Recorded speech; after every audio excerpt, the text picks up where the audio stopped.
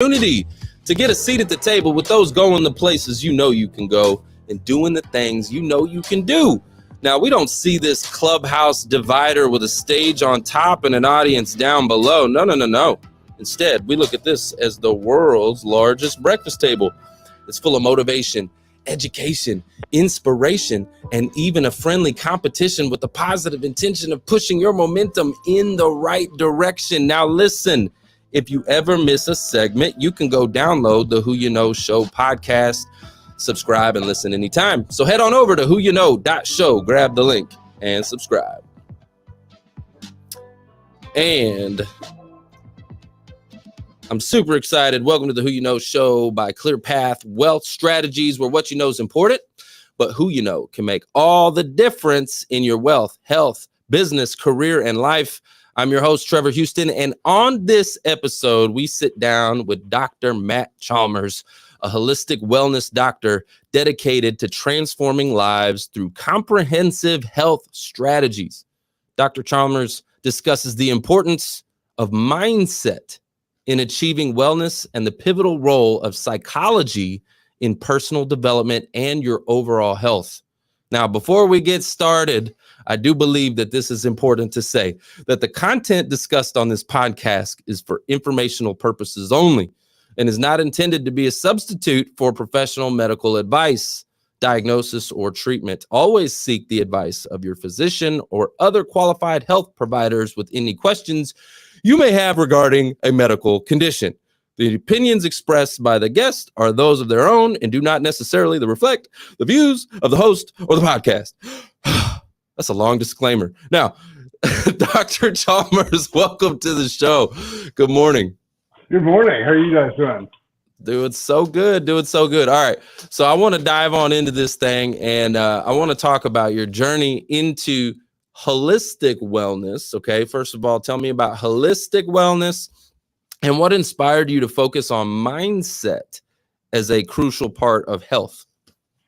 So when we talk about holistic stuff, we're talking about, the entire person. So we'll bring people in and we'll be like, oh, you have, low B vitamins, you have a parasitic infection, you've got low hormones, we'll fix all that stuff. But if you're really working on the entire person, one of the things that would obviously my specialty in neurology, we focused on was stress. And when we talk about stress and what stress does to the body, one of the most important things we can do is change the way that we think and the way that we focus our attentions on the day. There's all sorts of research on if you shift from being a negative outlook on life to a more positive, more optimistic outlook, things start working for you in your benefit because you start seeing the positives instead of seeing the negatives. When you see the positives, you can start walking into the positives and things get better. Hold up. That is so good. That is so good. Hold on. That is so good. Let me tell you, I'm gonna give you a mic drop for that. Okay. It literally reminds me of a conversation I was having this morning. Okay. I was having a conversation with a woman this morning, and she's a single mom, and she was needing to depend on her aunt to pick up her child and things like that. And she said a comment about I hate having to depend on people. Right. And I said, hold on, wait, let's reframe that. Like, what about the gratitude of being able to depend on people? I said, think about the word depend. I said, hold on, think about the word depend. I said, it means dependable, reliable, trustworthy. I started saying and I said, think about God, right? We rely on God. God is dependable. He's trustworthy, right? I started saying all these things, and it totally flipped her mindset about having to depend on someone to a positive mindset. And she started to see that. And anyway, I love it's all about perception, right? Half empty or half full. Well, the other part of that is that when you start letting her focus on the fact that the person she's relying on, she needs to be grateful for, she starts going to that person and being like, hey, thank you so much for this. And so she starts feeding positivity back into the person.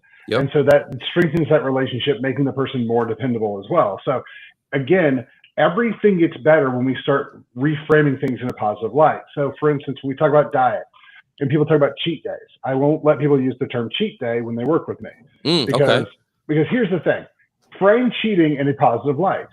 The other team cheats, the other politicians cheat, your spouse cheats on you. None of that creates positivity. But if I go, look, if you're really good in your diet for a week, for 10 days, whatever, and then you want to go off and do something, you've earned it. It's a reward. So we need to reframe these as reward days because you've earned them. And the crazy thing about this is that when people would tell me what they'd have for their cheat days, they'd be like, I ate the whole bag of Oreos. And I'm like, all right, same guy. When we move it to reward days, nothing else changes. And he's like, I ate a bunch of sushi. And he was like, I know it's not on my diet, but it was, oh my gosh, it was so good. And so we go from bag of Oreos to sushi. Like, as far as how bad those are for you, unbelievable difference. But just because he was like, that's one of the major things we saw when we changed it to a positive function, was that everything about that individual started getting better.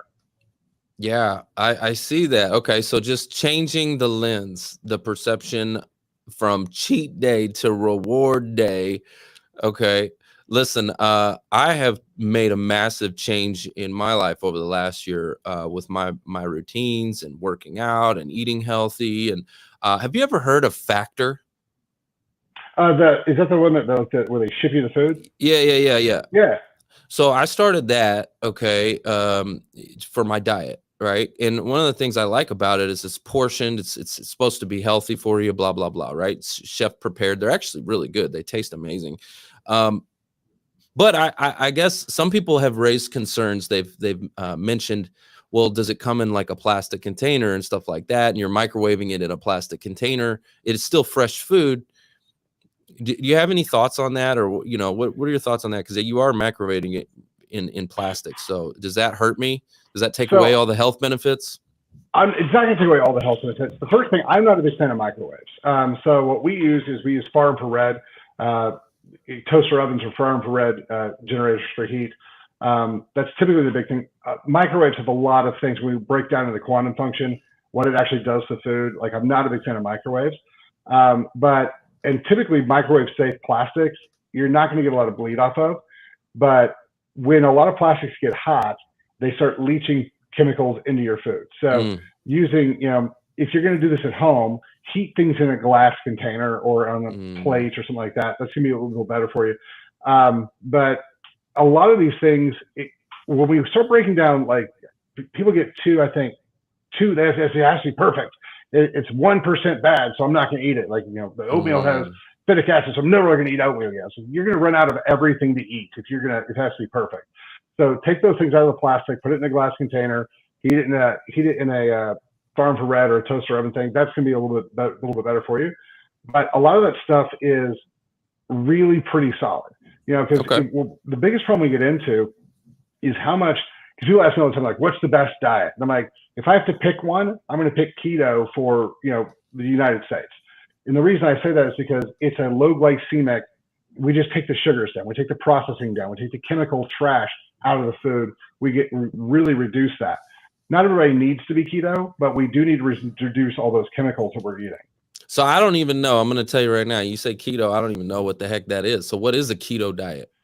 So I've heard the term, right? I just don't know. I've never, I'm not a big, like, that's actually why I love this Factor thing, is because I don't have to think about it. Right. I'm like, it just shows up and I'm like, bing, and I know it's healthy for me, and I know it's portioned, and I know I'm not going to overeat because it's like a little, small, it's a portioned, right? So, but anyways, but I don't know what the heck a keto diet is from a whatever diet. What's a keto diet? So technically a keto diet is where you're not consuming any carbohydrates and your body is having to make ketones to run on. And so it's really strict. It's really tight, really hard to get into. So no bread, no donuts, no pasta. So it's anything that causes an insulin response. So you can have pizza and donuts and you can have these things, but they have to be specifically made for keto.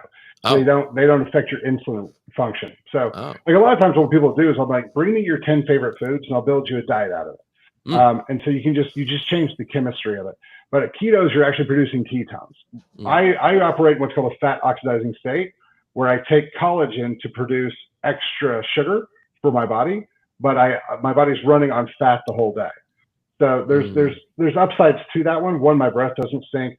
Two, my brain has that to function on. I don't damage any muscle tissue because your blood has to have sugar. Everything in your body can run on ketones or fat or sugars, except for your blood. Your blood can only run on sugar. And this is the problem we get into with like Ozempic. People who don't do Ozempic properly, they lose a lot of muscle tissue because your muscles will be broken down into amino acids. Your liver turns them into sugar through gluconeogenesis to feed your blood.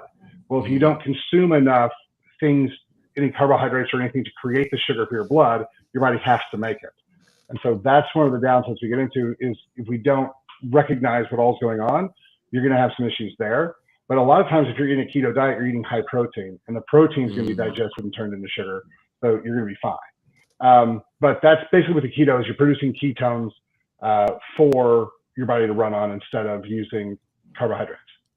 Do you follow, it's Gary Brecka. Yeah, Gary Brecka. Do you see his stuff? You follow him at all? What are your thoughts on his, 10X health system and all of that? So a lot of the stuff he does is on point. The genetic function, the genetic testing, on point. Like we need to get our genetics tested. There's a lot of stuff we can do with that. There's, and I'd have to ask him why he came out. And so the ad that I see all the time for the perfect aminos is that his statement that 82% of whey protein turns to sugar and that makes you fat. I don't see that ever happening. So what happens when you consume a protein is it will be digested into amino acids and your body will use it to create sugar. But 82%, it usually only uses alanine and aspartate. So I don't know where he's getting that. And I also I've had this discussion with lots of bodybuilders and stuff like that. Your body has to take a protein, digest it to amino acids, to the liver, gluconeogenesis, then it puts the sugar into the blood. You have to have so much sugar in the blood at once that it creates an insulin response, pushes it all into the muscle tissues, and then back to the liver to be created into fat. I don't see the body being that inefficient. And so I don't think that protein is going to turn into fat. So that's the question I have about what he said on that one thing. But a lot of the stuff he's talking about is on point. Like a lot of the stuff, the weird stuff he talks about, the vibrational stuff, the grounding stuff, 100% on point. Like I've seen the stuff I've seen so far, he's pretty good. I'd say, no one's gonna be right on everything. And I tell you that he's a great guy to listen to because he's got a lot of really good information. Yeah, I've really, I got to hear him speak at the 10X Growth Conference, and I did the genetics test and found out, what I guess my genetic mutations are and blah blah blah. And listen, a lot of this stuff's so over my head. I mean, it's like to me, it's like rocket science, like all this stuff. And then I get this report and it tells me all these different things, and it's like I need somebody to break this stuff down to me in like third grade language. And just tell me what I need. Okay, like here's the supplements you need to fill in the gap of your deficiency. Like here's where you're deficient, here's what you need, right? Because that's kind of his whole model is through the genetics tests, it tells you where you're deficient, and then you supplement for that, and you supplement for that to fill in the gaps. And I'm like, but then they give you this big report and all this kind of stuff that's hard to understand it all. And it's like, can you not just tell me what I need? I don't care how the refrigerator works. I just want to open it up and get cold milk. Okay. I don't care how it works, but some people care how it works. To me, just tell me what I need.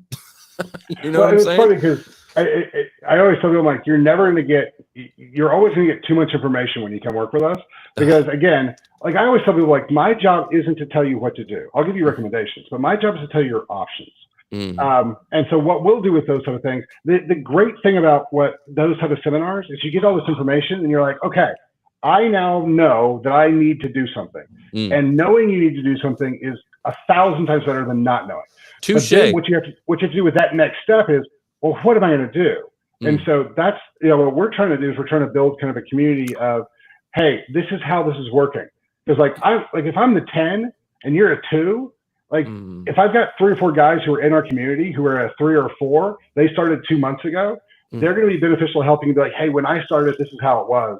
And so this is how we're putting it together. So walking people through it. That's so good. I'm gonna give you another mic drop for that, because to give you to paint a picture here, I went to that 10X Growth Conference, saw him speak, right?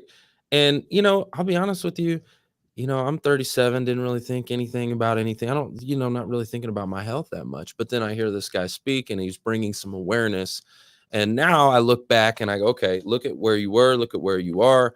I've lost some weight. I'm like probably in the best physical shape that I've been in my whole entire life. I work out every morning. I've got an ice bath. I like built an ice bath in my house, like at my house. So I do an ice bath every morning, like all these different things. I'm starting to put the, what is it? The Himalayan sea salt in my water so I can get better hydration and like all this stuff that I'm like, well, it's so to your point, he just brought awareness, right? To me. And from that point, I've started to slowly take different action steps that are putting me in a better position. So that's great.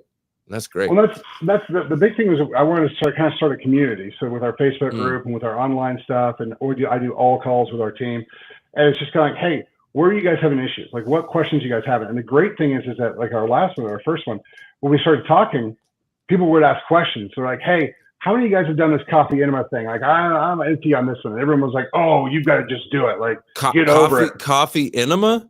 Oh, yeah. What? Yeah. So, yeah. That doesn't even sound attractive. Hold on. What? So it's one of the coolest things in the world, because very rarely do you get the cheapest, fastest, and best option all in the same one. The downside is you got to do an enema, but the enemas clean the liver and help clear everything out more than anything else that we've got. It'll kill parasites like crazy. We have probably 90% of the people who come see us have a parasitic infection, and the fastest, cheapest way to get rid of it is with coffee enemas. But it also will clean out the liver. Oh yeah. So you're saying it's whoop and it's a whoosh with coffee? Yep. It's a swoosh swoosh. It's a wow. Yeah, I've never heard about that in my life. Wow. Really? Why coffee? Why coffee? So the oils that are in coffee help break apart congealed bile salts. So have you ever heard of gallstones?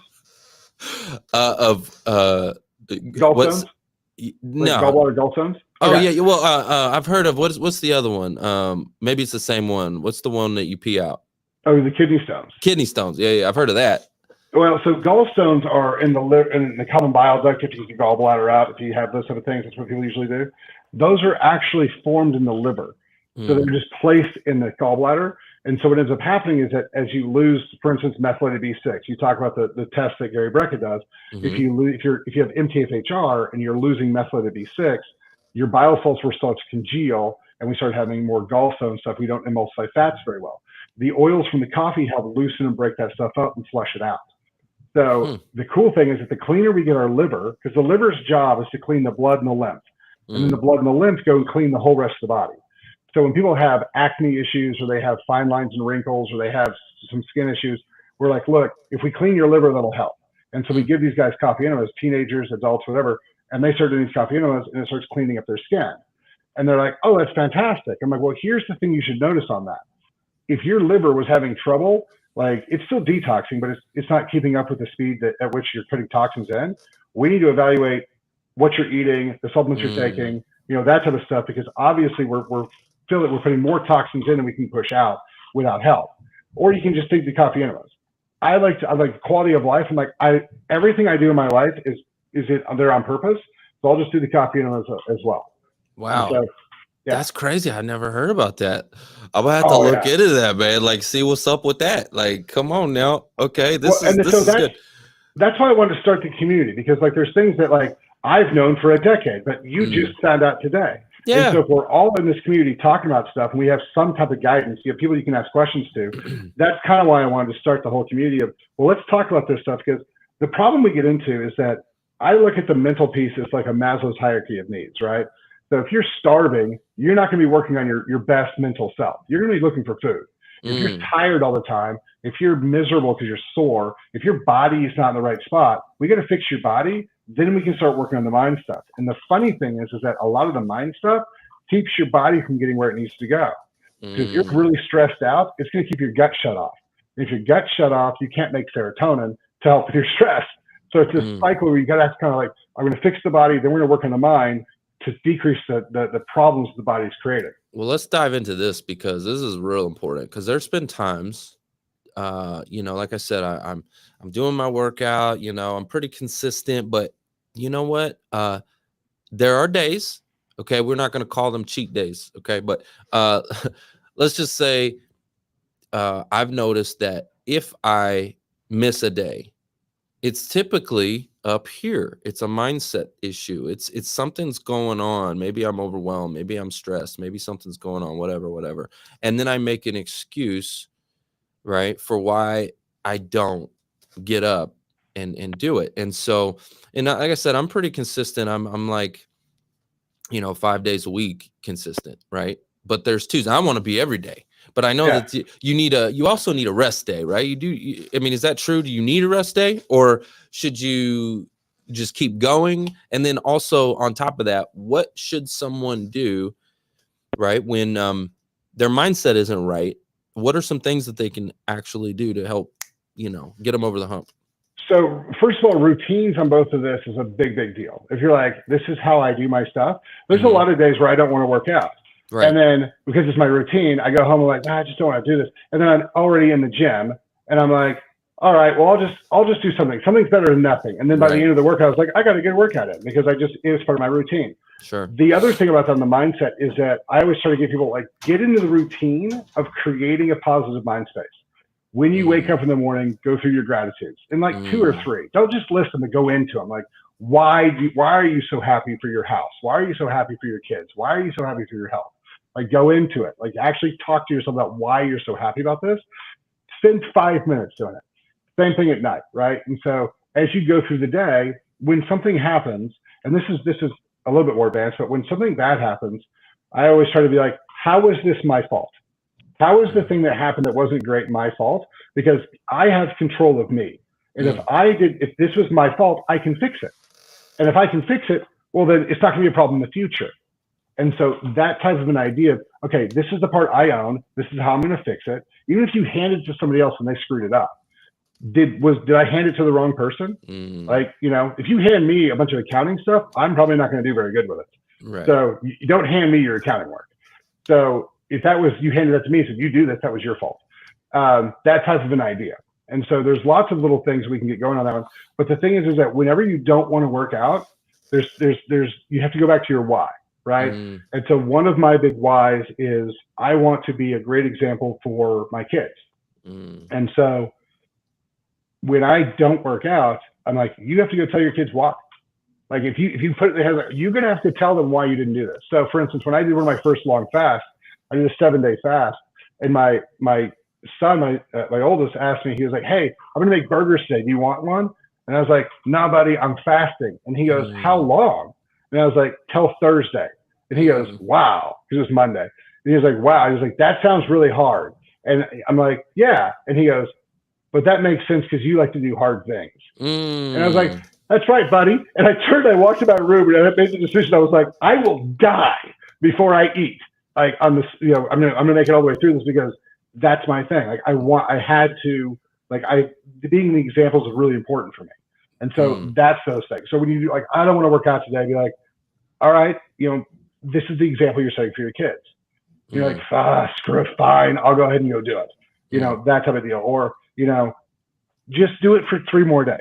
Like you've got 3 more days this week, knock it out this week, or that type of thing. So there's a lot of the working on yourself and just go and get a crappy workout.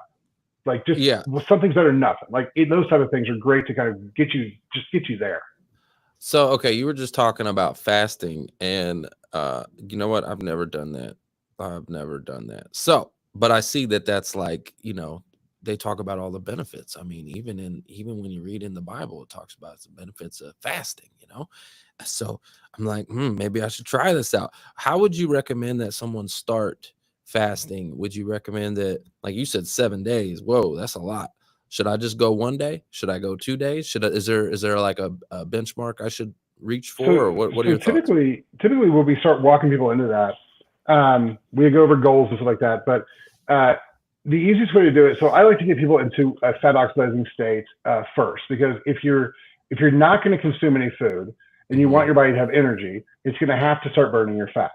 So if you give yourself nothing but fat for a few days, kind of get into that keto state, that fat oxidizing state first, then stop eating, your body's already burning fat. And so you don't have as much of that I'm hungry stuff.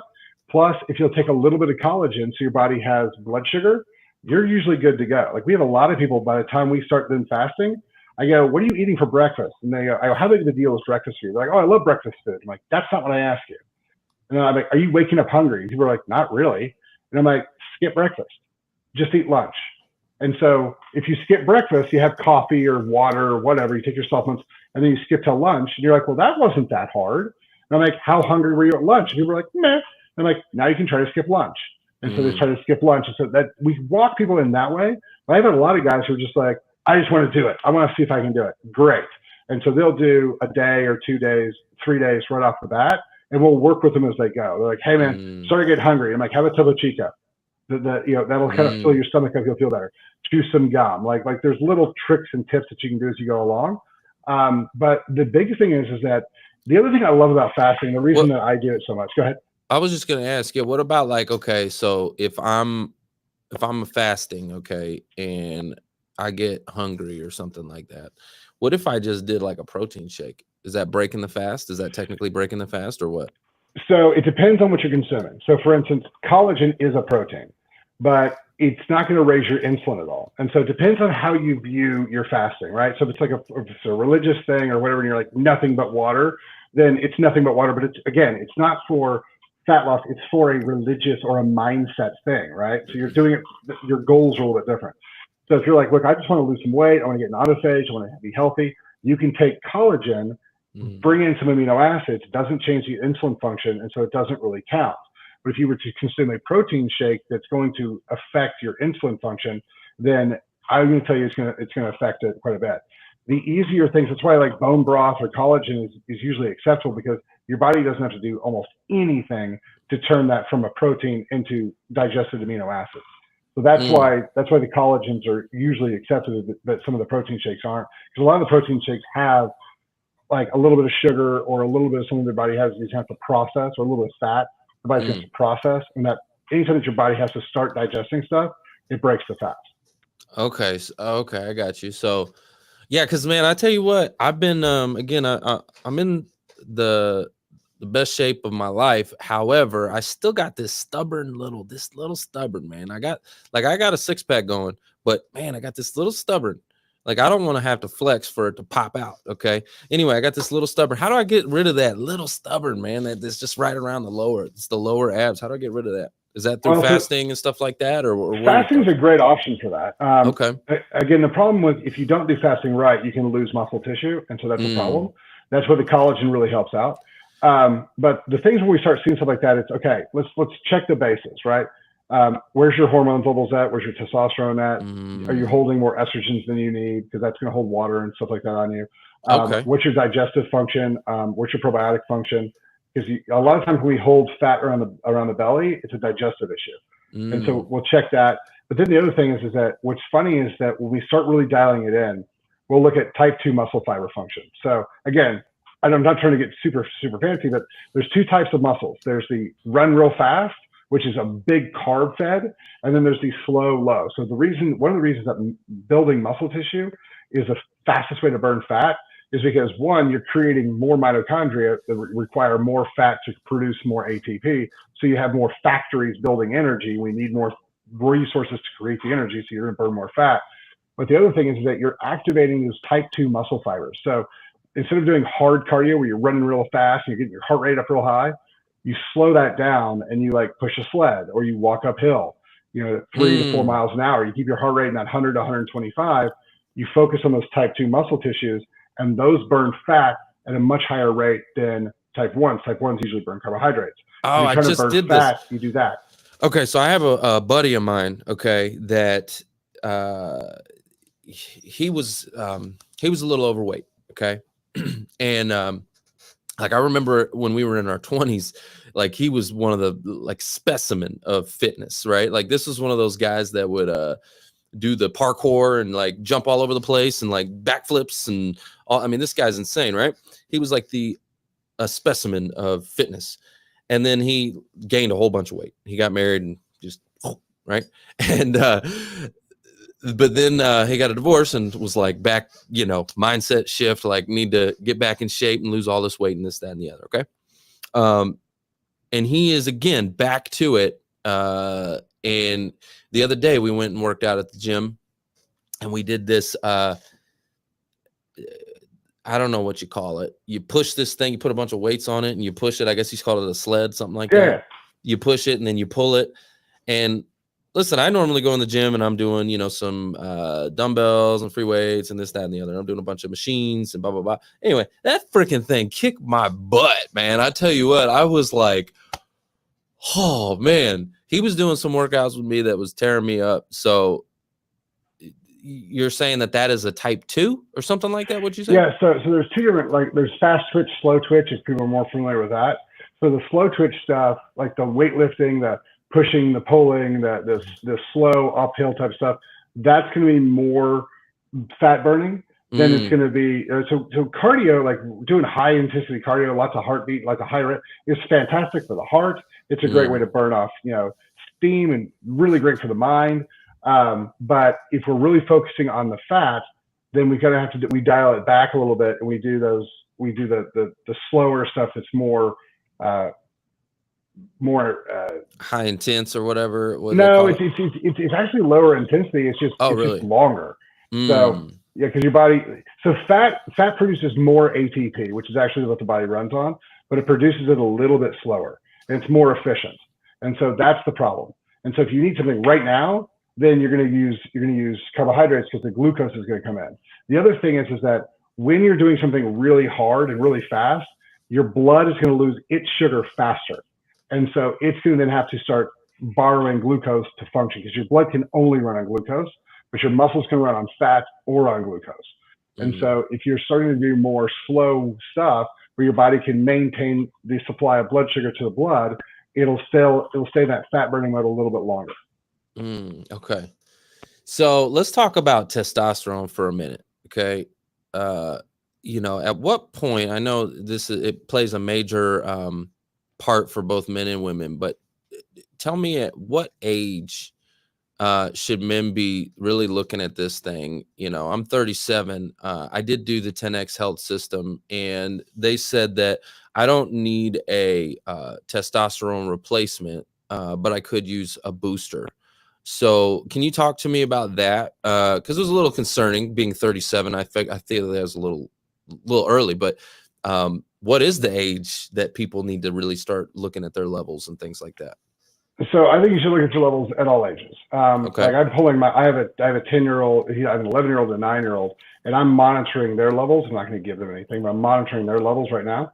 I see a lot of 20-year-olds who are low on their testosterone. So we need to start looking at testosterone as what it is. It is a fully 100% naturally produced hormone that if you don't have enough of, you're going to have problems. It is the healing hormone. Bone density, muscle mass. I use it to treat depression all the time, and it's phenomenal. This community has been using testosterone to treat depression since 1935. It's one of the best things to treat it outside of exercise. And the exercise helps neurologically and it creates testosterone. So, but everybody needs to get it checked. It's very, very important. We have a lot of chemicals in our water, in our air, in our food that are suppressing it. Those are called endocrine disruptors. Atrazine's in a lot of the water. It's a big one. So there's a lot of things like that. So if it's not high enough, we need to raise it up. Now, the thing is that how old are you? Like if you're like, oh, I'm 37, I've got all my kids, I've had a vasectomy, I'm not having any more kids, then testosterone is a great option for you. The injectable testosterone is my favorite.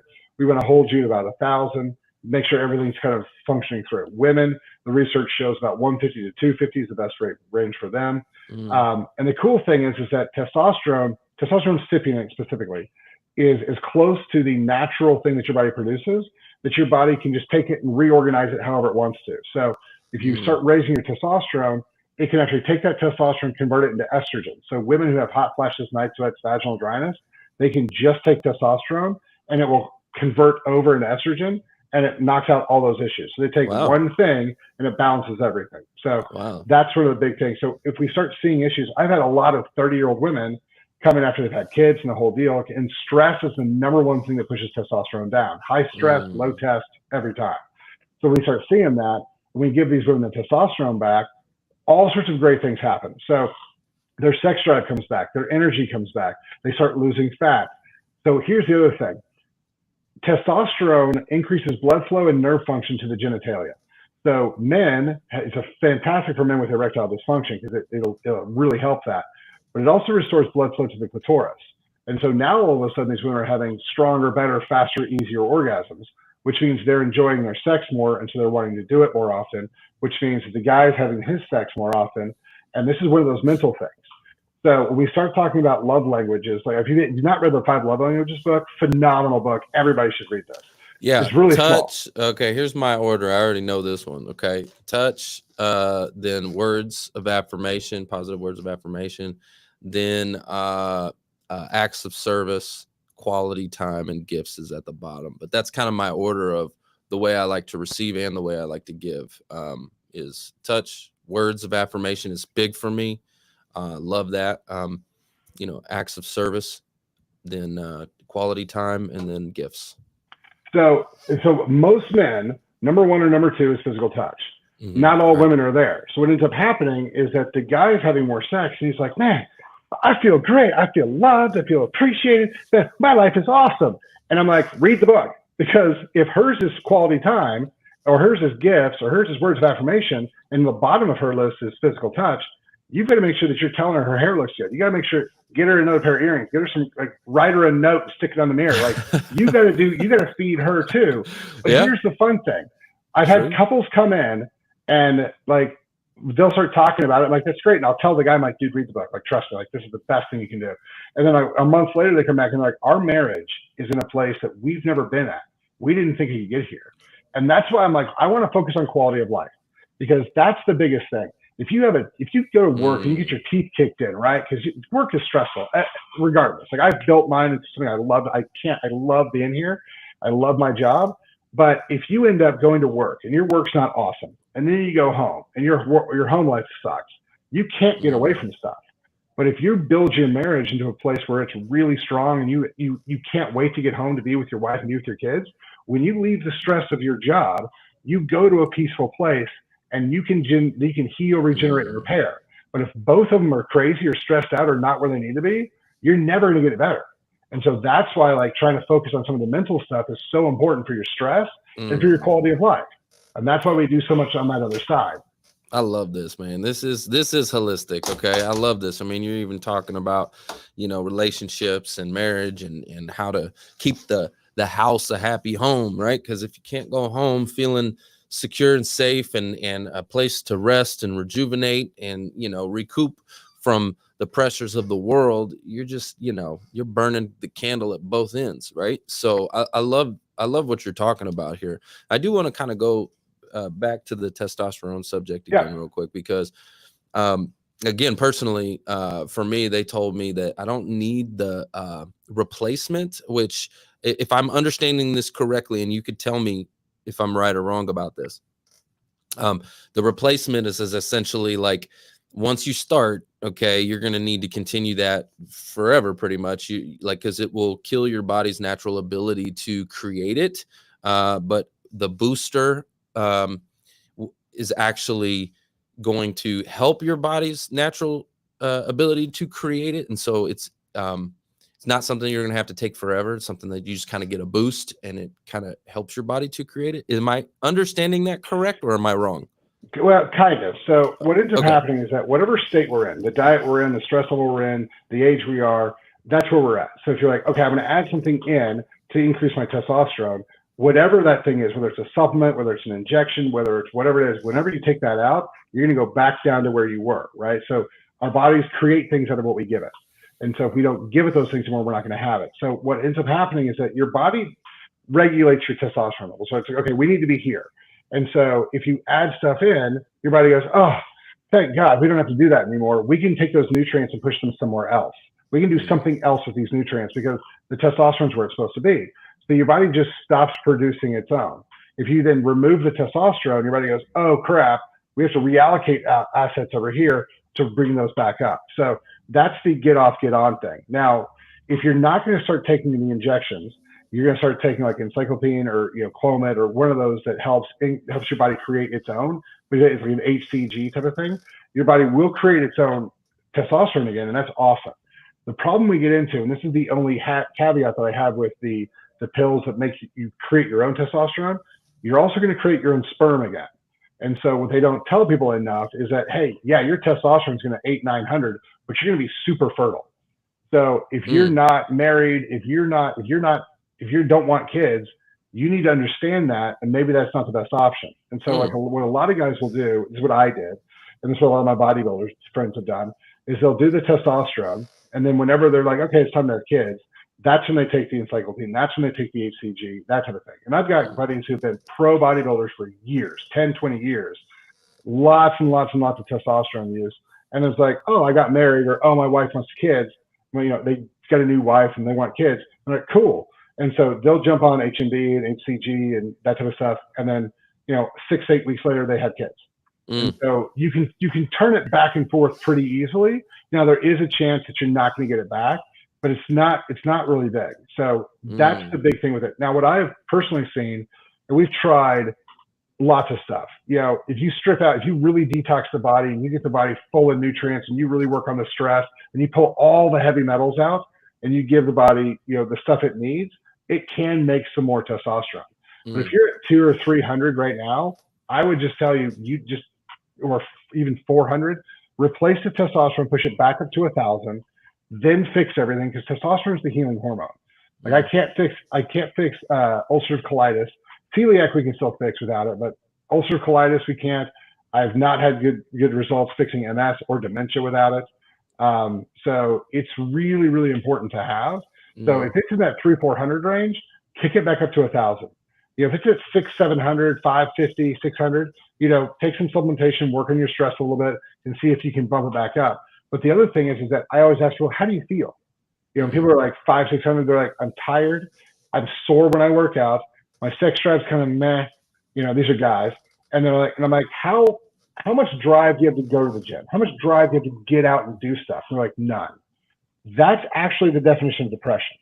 Like if you're like, hey, you want to go play basketball? And you're like, not really. You want to go see a movie? Not really. Like you just don't want to do anything. You don't have the energy. You just don't have the drive. You just don't want to do anything. That's actually the depression we're talking about. And what happens is people go, well, that's not me. And I'm like, all right, cool. We pull their blood and they're like at 300 or 400. We give them the testosterone, and then like a month later, they come back in. They're like, hey, I've got all this energy now. I think I'm going to start going to the gym. We're like, let's talk about that exercise thing we talked about earlier. I'm like, okay. Yeah, like you weren't depressed. Yeah. But we give you the testosterone. Now you have the energy to do stuff, and now you're motivated to go to the gym and take a secondary piece. And that's always what we talk about with patients. I'm like, look, I want you to have so much ROI, the return on investment from the thing you did, that you come back to me and you're like, I want to do more. So I always tell people, if you give me $10 and I give you 20, you give me 50, I give you 100, you give me 1,000, I give you 10,000, you're giving me all your money because the return on investment is so good. Well, if you come in, you're like, I just want you to do a little bit. Take the testosterone, change your diet like this, and just do that. And then a month later, you're like, I've lost weight, I have more energy, my sex drive's up, my mental clarity's up. Then you come back and you're like, what else can we do? Well, here's how we start exercising. And what people always do is they come in like, I don't need arms as big as yours. I don't need a six pack. I don't need this or that. I just want more energy. And then about 2 months in, they come in and go, all right, I know I said I didn't need bigger arms, but if I wanted bigger arms, what's the path? And that's my favorite time. So I'm like, you're getting return on investment. You're willing to invest more in your health because you're starting to see results. And that's always really fun. I'm like, welcome to a health journey. Yeah, that's 100%. Like I said, when I started a little over a year ago, right? And it's progressively getting where I want more and more and more and more. And I'm taking it more and more seriously and like looking at these things and really kind of like, I'm curious about all this stuff. Like this is a genuine conversation that I'm curious about. And I look at it as like a lot of it's over my head. Right. And so that's why I appreciate people like you who like just, this is your life's work. And for me, it's like, it's hard for me to understand all this stuff. I feel like a science project. I really don't know what's working, what's not working. I guess that's probably where consistent testing and stuff like that comes into play. Right. How often do you think people should get, blood work done and things like that? Like, how often would you recommend somebody get, checked out and make sure their levels are all where they need to be and all that good stuff? So a lot of times it's based on goals, right? So, and if you're on testosterone and you're doing, supplementation, you're working on it, every 3 to 5 months, we like to do it for a couple different reasons. One, when you're on testosterone, one of the only things that is actually medically problematic is that you can increase what's called the hemoglobin and the hematocrit, which is actually good to a certain point because they're talking about your body carries oxygen. But as that gets higher and higher, your blood gets thicker and thicker. And so it puts more pressure on the heart and the blood vessel. Not a big deal. If we catch it, we're like, oh, hey, you've had this for a month. Go donate blood. You'll save 3 lives and you'll be better. Like that type of thing. So there is some monitoring for that. And then we do Eastern medicine muscle testing as well. So I do a lot of Western medicine. I do a lot of Eastern medicine. I do a lot of mental stuff. That's how we put everything together. And so I like to muscle test at the beginning, twice a month for, 2 or 3 months. And then we can start spreading that out when we get to maintenance. But the thing is that what I like to do is I like to teach people, this is how you self-check. Are you feeling like this? Are you feeling like this? Like when you do your coffee enema, do you feel any anxiety? If you do, we need to start stripping out the stuff in your kidneys. Have you done a heavy metal detox recently? So there's just little things that we do. And if sitting here talking about it, you're like, oh my God, this is so overwhelming. But when you start working with the team and you start talking to people, this is the thing I love. Like when we start, the idea is we put people in the community and everybody starts talking about it. And someone says, oh, I did my coffee enema yesterday. And someone like you goes, wait, you did what now? And so we start talking about like, here's what's up, here's what's up. And then we have questions. We have people that we have there that can answer the questions. And so it's one of those things where people are going to come in and ask questions we've never heard of. Like somebody asked me questions about a supplement the other day I've never heard of, and I had to look it up. But when I looked it up, I was like, well, here's the upsides and downsides to it. It doesn't fit your goals for these reasons. And so I would do this thing over here. And they're like, oh, that's so beneficial. But there's so much information coming in from on the internet and stuff like that. We need a way to filter it. And that's kind of what I kind of do as well. Is I'm like, look, you don't need the IV stem cell for this thing, but for this reason, it'd be great. And so, that's we kind of help out in that manner. So that's the big thing with the community. Yeah. Yeah. There's so much information. It's hard. I mean, it kind of like, this is like it's like a chemistry project or something. I look at it like putting the chemicals in your pool, right? You gotta balance it all out and all this kind of this, that, and the other. And it's like, man, I mean, you could look at the water and it looks clear, but that doesn't mean that it's actually, good for you. Yeah, it doesn't mean it's clean. And that's kind of what I tell them. Like, health is good chemicals in versus bad chemicals out. Like that's where it is. If we can detox the stuff, we help the body detox, we help the body absorb, you're going to be a lot better off. And then there's, once the body gets set, then we can work on the mind. But that's all what it is it's getting those chemicals where they're supposed to be.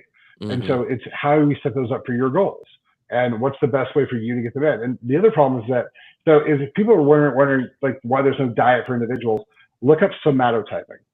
So somatotyping talks about, there's like 3 basic sets for people. The ectomorph, which is the guy who can never gain weight, like your buddy who eats 4 pizzas and 2 cases of beer and doesn't gain an ounce. That's my brother. Yeah.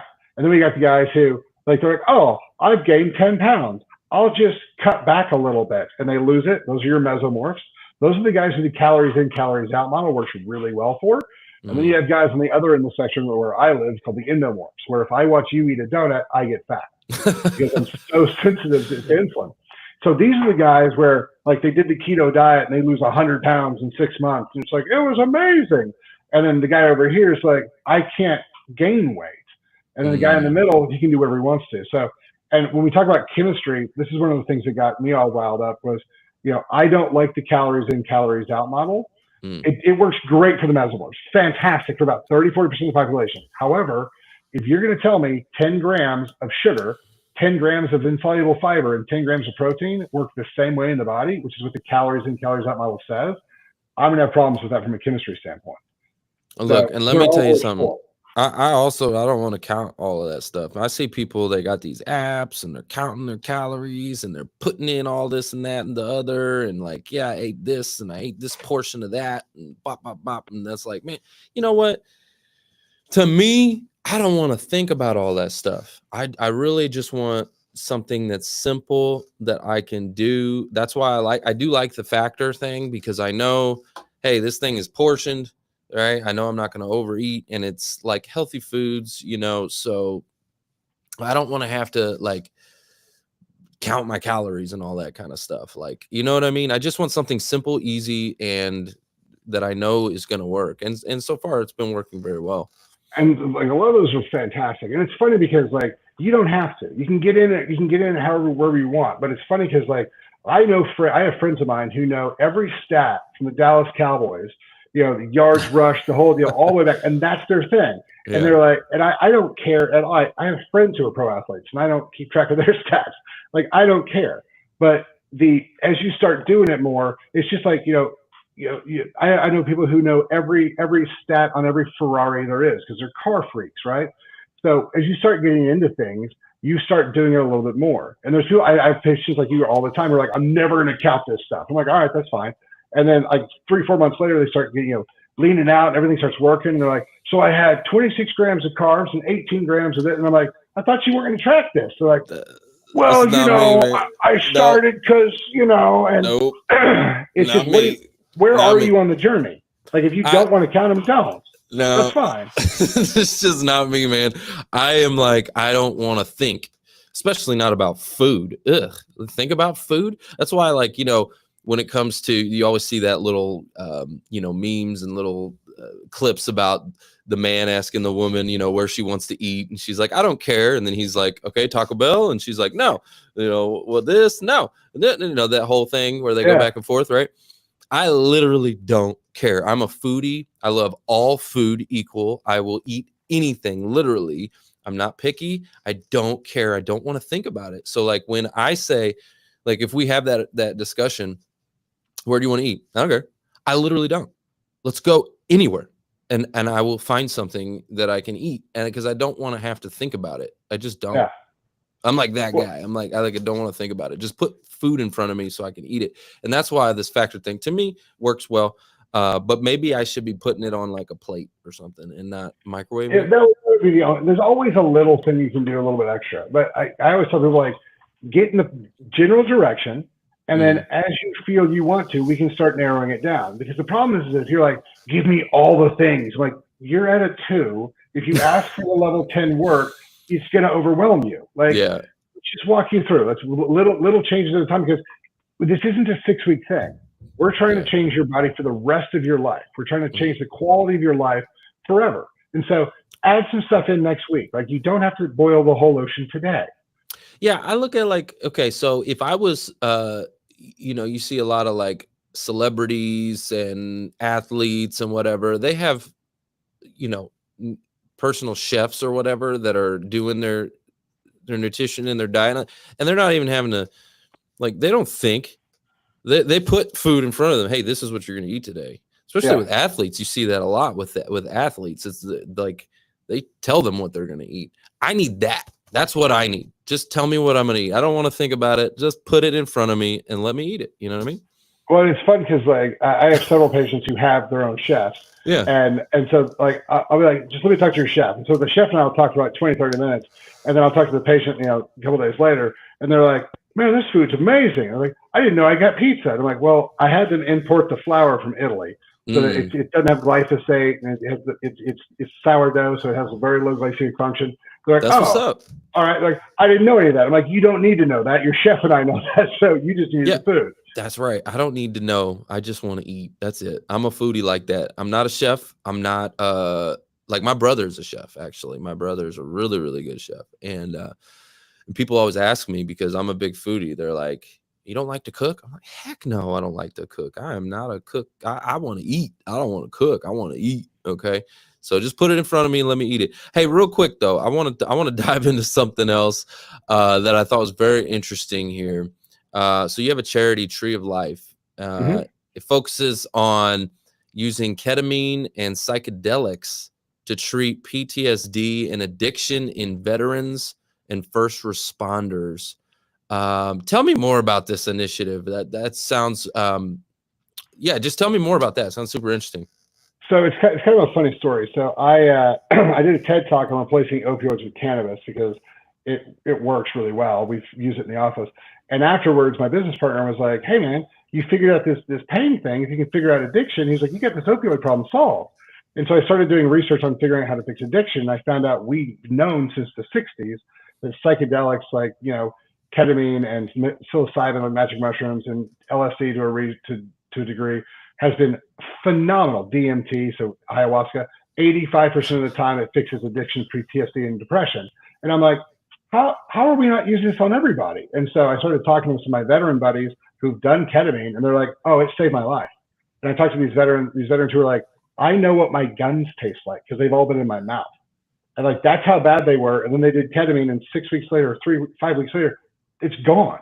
Not like, oh, I'm treating it, but if I don't do this again, it comes back, like with a pill. No, it's gone. It just changes the way the brain functions. And when I started finding that out, I was like, why are we not using this on everybody? It's not that expensive, and we can fix this stuff. So that's what the charity came out with. And so what I decided to do was, look, any of the supplements on the Pillars of Wellness website, all that money is going to go to the charity. If you guys want to donate to the charity, great.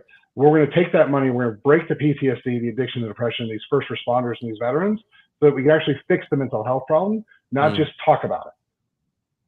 So, okay, I'm just going to be real with you. So when I hear these words, ketamine and psychedelics and all of this kind of stuff, like I go back to my teenage years when I was running amok, doing craziness. And I have done ketamine and I've done psychedelics and LSD and all that crazy stuff when I was a teenager, okay, getting high. And anyways, ketamine, I have a unique story about that. I remember I was a teenager and I took some ketamine, and which is cat tranquilizer, right? And I remember they call it Special K, right? We did that Special K, and I thought I was a clock. I literally thought I was a clock on the wall, like weighing back and forth, and I could hear tick tock, tick tock. I thought I was a clock. Okay, this stuff is powerful stuff, man. Like, I you know, talk to me, man, because I quit that life long time ago. Okay, I quit that life long time ago. But you're saying this stuff helps with addiction and helps break other habits. Do people not get addicted to this stuff? It's possible. So you can get addicted to anything. Like you can get addicted to eating toilet paper. Like it's like anything you can imagine you can get addicted to. So it is possible. But what ends up happening is that the way you do this, so that just doing the drug can help. Like I've talked to veterans who are like, I went out with some friends and did some mushrooms, and when I came back, my PTSD was a lot better. And it's the same type of thing that happened with me. But what we want to do is we want to put the mind in the right place. Because when we're working with psychedelics, so the word psychedelic means the psyche or your soul, and delios is to shine light. So put light on your soul so like you can actually see what's going on. So like Carl Jung talks about the 3 layers of consciousness, the one we're using right now to talk, your subconscious, and the universal subconscious. And so psychedelics kind of help break into those subconscious and the universal subconscious, so you can actually work on your problems and fix them. So what we do is we bring people in and we do mind work ahead of time, which is called the setting, and intention.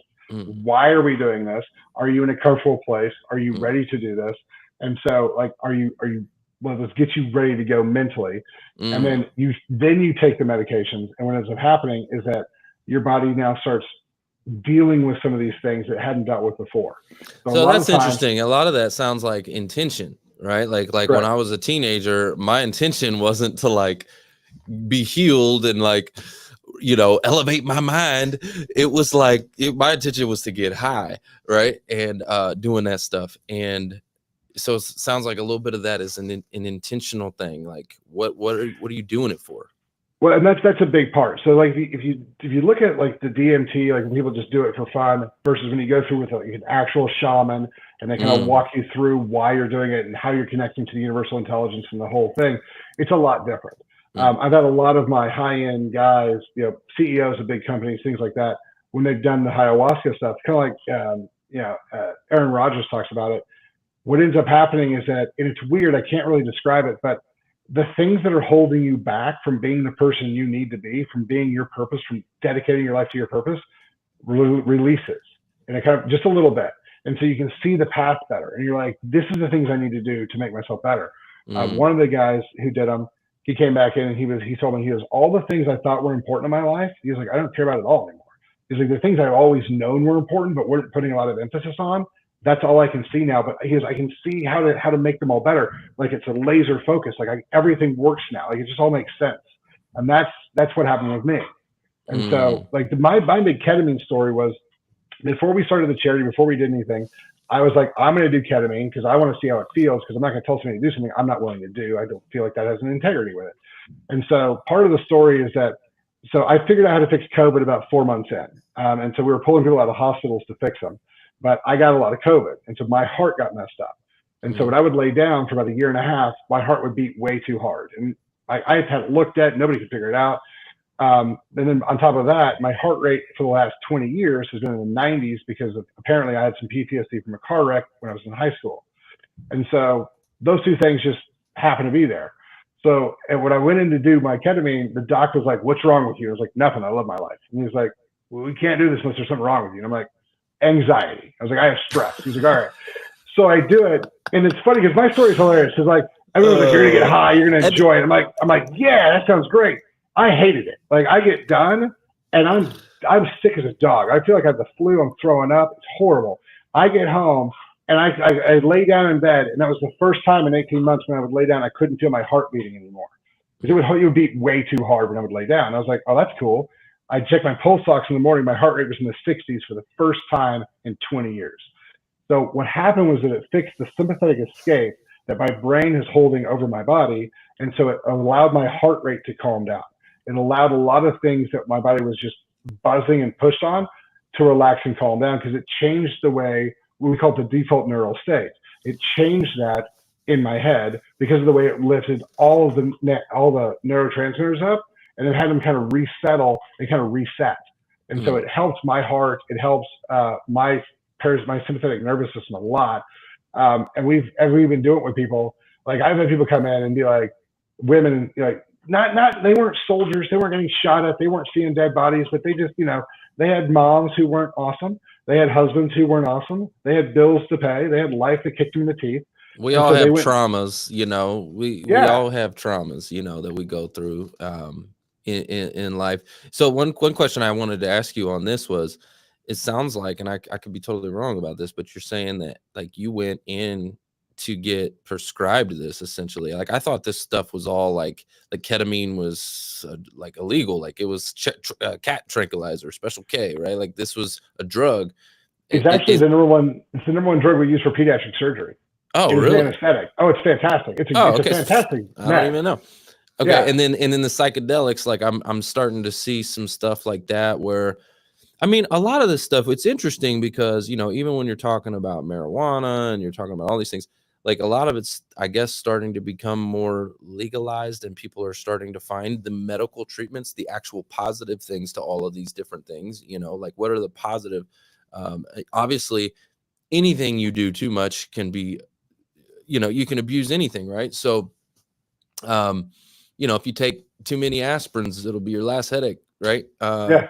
So, but yeah, I just think it's interesting. I mean, there's, I remember growing up doing some of these things. And again, that was not probably the most proud time of my life doing some of these things. But, and then I even remember like when I did, I was 13, I'd done like ecstasy. Okay. And I remember felt great. And then the next day I was actually super depressed. It like killed all of my drive. It was not this enlightening experience. It was a enlightening in the moment, but then the next day it was like I was completely drained of any positive anything. It was just like depression. And well, so here's one of the things. When we do things without supervision, we're going to take way too much or not enough. And we're not going to get the back end care. Like, so for a lot of this stuff, when people are going to do the ketamine and stuff like this, I'm like, look, we're going to build your body up so it's ready. And then I'm going to give you a bunch of nutrients the day before and a bunch of nutrients the day afterwards. Because we're gonna burn through some stuff, and we need to replenish those. It's like running a marathon. Drink your water, take your electrolytes, you can run further. So if you're gonna push your body, push your mind, we've got to set everything up. And the other thing with like cannabis, cannabis is fantastic. It's really good for anxiety. And people are like, that can't be true because it gives me really bad paranoia. Because the difference is that at like 10 units, your anxiety goes away. At 50, you start getting paranoia. When you smoke, you get 200. So it's the dose that you're using that's problematic. And if you don't dose it properly, if you don't use it properly, you're not going to get the results that you really want. And so that's where a lot of this plays at. It's, how much did you take? How did you take it? The other thing is that like when we do ketamine, especially the first time, I always tell people you need to do it under medical supervision. The reason for that is that it can make your heart rate come up. It can make your blood pressure come up. We've got to monitor those things to make sure it's safe. But again, doing something for fun and doing something right in a clinical manner is not nearly the same thing. Absolutely. I agree with you 100% on that. Like 100% of what you just said. You know, again, I was doing all these stupid things as a kid, just for a different purpose too, not to, you know, be in better mind health, you know, nothing like that. It was all about just getting messed up and having a fun time. And so I don't recommend that for anybody. So if you're listening to this podcast right now, I'm not saying go out there and do a bunch of drugs. You know, I gave up all that stuff when I was 16, actually. Even pot. I used to smoke a lot of pot, and was super grateful that I got to transform my life. I moved in with my father, and my father got a hold of me and showed me some discipline and, you know, all that good stuff. So I was able to turn my life around because I was getting in a lot of mess very, very early on in my life. So I'm grateful for that. But I do see that a lot of these things do have medical purposes, and under the right guidance and under the right medical professional, you know, helping you through it.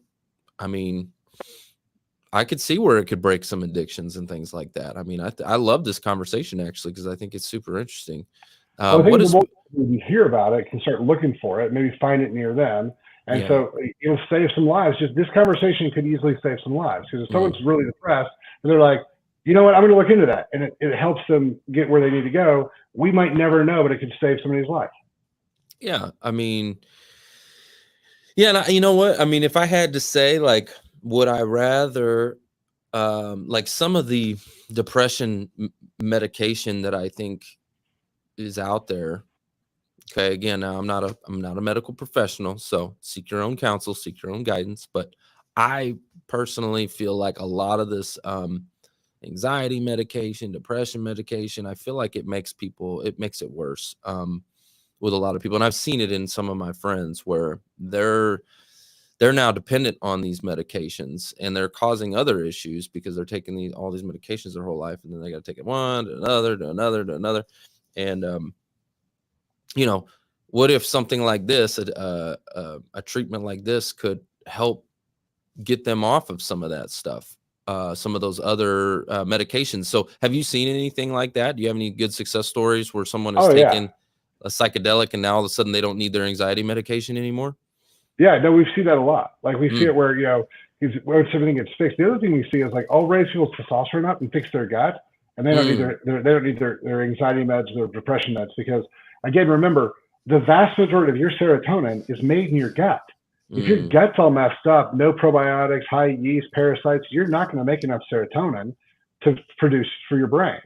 And so instead of taking an SSRI, which is trying to increase the amount of serotonin in your brain, make more in your gut. Like there's lots of things we can do as far as that goes. But yeah, when you start breaking habits in the brain, you start repathing it, and your body has to find new pathways to go through. That helps a lot. So one of the analogies people have used, and I love this one, is you have a house on a hill. The general store's below you, and it snows. And so as you walk back and forth and back and forth and back and forth, you make this rut, right? And so it's the rut that you walk in. Well, if it comes in and it snows really heavily and it covers up that rut, you now have to make a new path. And so that's kind of what happens with the brain. So what happens is that you lift all the neurotransmitters, kind of shake it off, let it come back down, and your body goes, oh, well, now I can go this way or this way, like, because I don't have the old pathway. And so it helps in that manner a lot as well.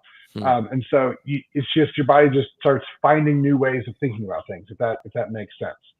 So no, it definitely does. It definitely does. I mean, would you say that this is more of a, like you said, there are some other things like gut issues and things that you could repair first? That would this be a last type of resort thing that you would do to help somebody, or would you, like, I mean, at what point does someone say this makes sense to do, you know, some of these different types of drugs? So severity comes in. So if you come in and you're like, because everybody, like we talk about, everybody has issues. You, me, your mom, your best friend, everybody has mental stuff we need to work on. So that's put that out. However, if you come in and you're like, I can't, like, it's hard to get through the day. Like, it's really bothering me. All right, we're going to start with the mind. Then we're going to go back to the body. We're going to have to come back to the mind, but we got to knock out some of this trash up front. Like, if you're just freaking out and you're like, I can't get over this, I have massive anxiety. Like, if you come in and you're one of the veterans, one of the first responders, and you're like, I'm angry all the time. Everything sets me off. I shouldn't. I feel like I'm in, like, the whole, like, I'm a long-tailed cat in a room full of rocking chairs. Like, that idea, that stress, that like something's about to happen all the time. I'm always on. We need to break that down first. All right. So we might run you through ketamine first and then bring everything else back in. Or we might, run through psilocybin first, whatever is the easiest and best for you. We'll run through psilocybin first, like a micro dose to kind of get that thing regulated so that you're good. And then we do everything else. It's kind of like the same way we do blood pressure. If you have high blood pressure, we're going to medicate it. Then we're going to fix the problem. And then we decrease the need for the drug. That's the way we do a lot of this stuff. This makes so much sense to me when I'm hearing you say it, because, like, I don't really have a whole lot of those types of issues, right? But it makes me feel empathy for those that, man, they've got some real heavy stuff happening in the mind.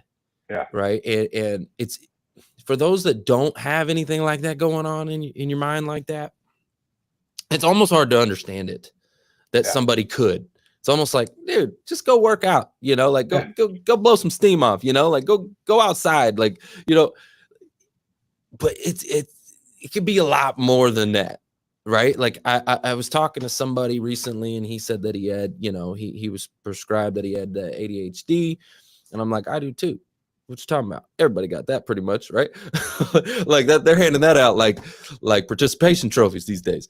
But I'm like, but then he started telling me that it was like a severe case and that he was like hearing like voices and stuff like that. Like, I'm like, whoa. This is something completely different than what I'm like, what I experienced. So I understand that there are like severe cases of mental disorders and different things that are going on. And so, yeah, that something like this, if it can help someone, maybe if they're, have you ever met someone that was suicidal that came into you that just was like extremely depressed, suicidal, and you were able to prescribe something like this that was able to kind of open them up or tell me about that.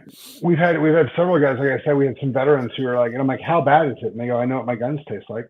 Like I've had guys who are like, who've told me stories that would just like, it still makes the hair on my arm stand up. They tell me you actual just said stories. that, like, yeah, that oh my God, when you said they're like I was sitting there and I'm coming up with reasons not to. Like it's gone to the point where they're like, okay, convince yourself not to pull the trigger. And they have to. And I'm like, how often? They're like, more than once. And then they go through this treatment and they're like, it's so much better. Now here's the deal. Is it possible for it to take it from 10 to a 0, completely eradicate it? Yes, that happens. Most of the time what happens is because you're still going to have crap hit you in the face. So it goes from a 10 to like a 2 or a 3.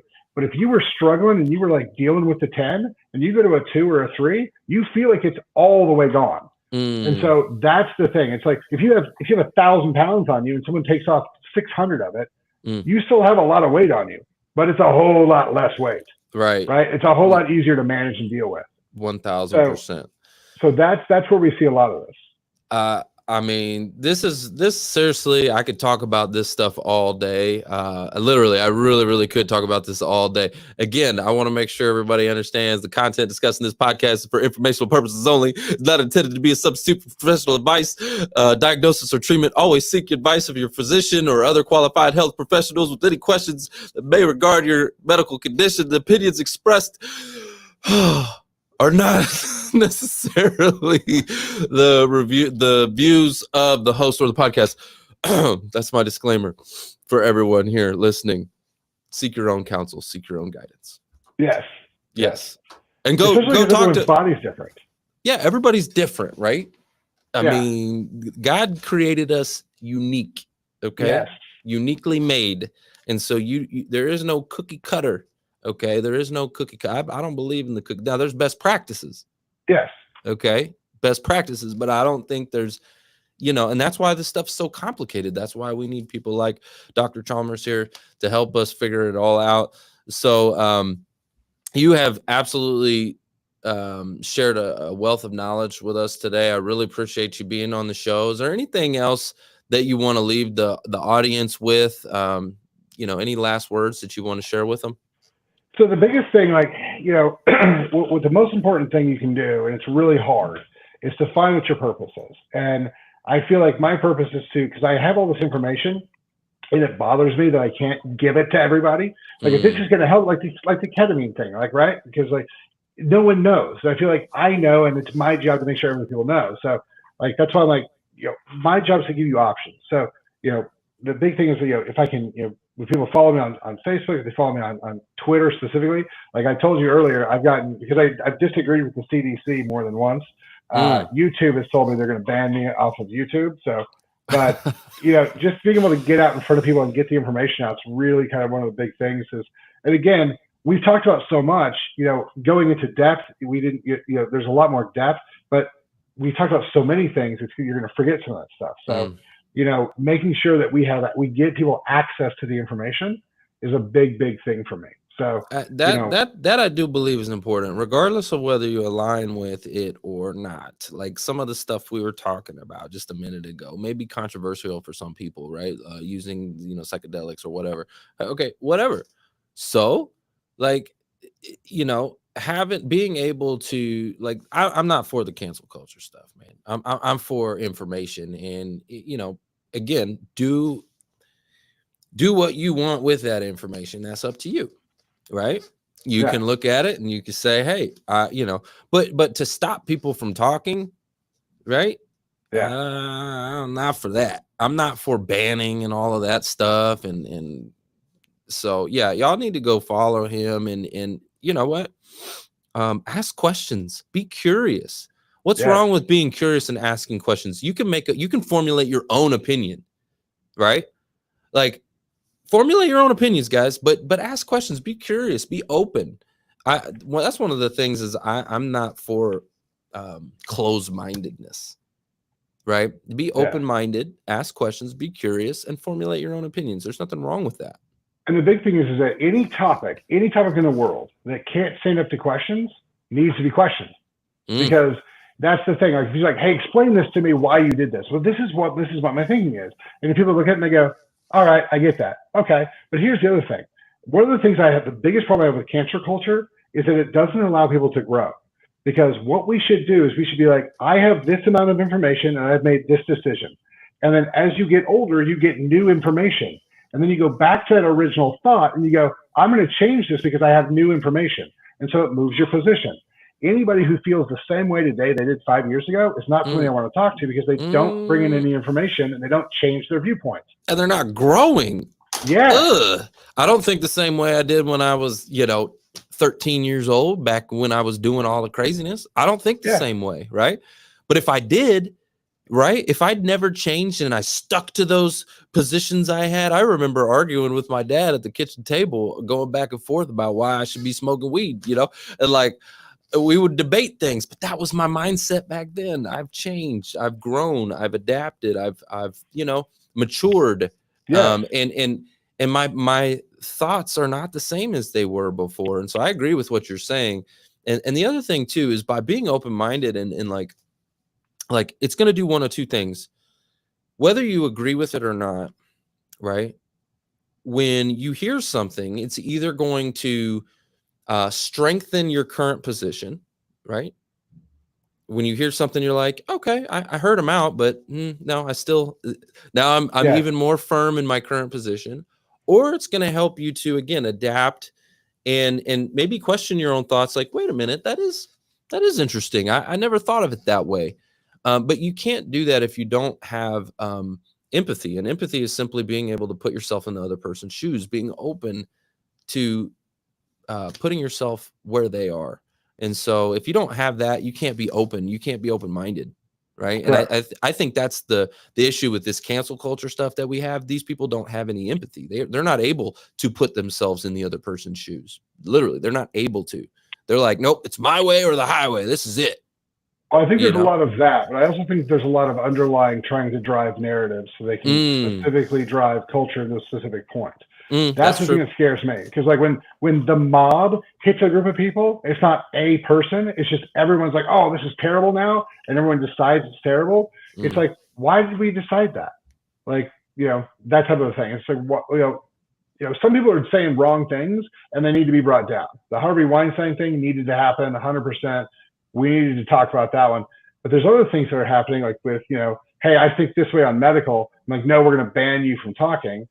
Why can't that person talk? Like what? Like we should bring some of these things out and we should like discuss them, not just allow the mob to say no. Yeah, I agree with that straight up. You know what I'm saying? Like, so that, I want to hear, especially when it comes to health, like I'd like to hear different perspectives so that I can formulate my own opinion and make a decision. Right. Yeah. I like, it's that whole saying, go get a second opinion. Yeah. Why would you get a second opinion if this is the only one that is true, right? Like if this is the only truth, the only path.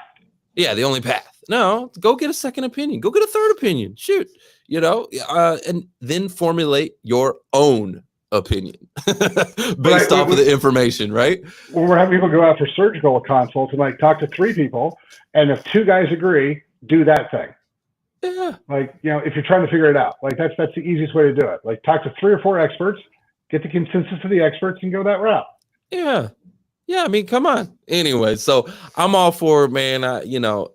Make sure you guys follow Dr. Chalmers. Make sure you connect with him, and that way he can get his message out there if they're trying to shut down his YouTube channel and stuff like that. That's bogus. All right, man. We'll try to get that word spread out there, man, so you can help some more people. I appreciate you being on the show. Thank you so much. And guys, that's the show. It's all about who you know. Bye.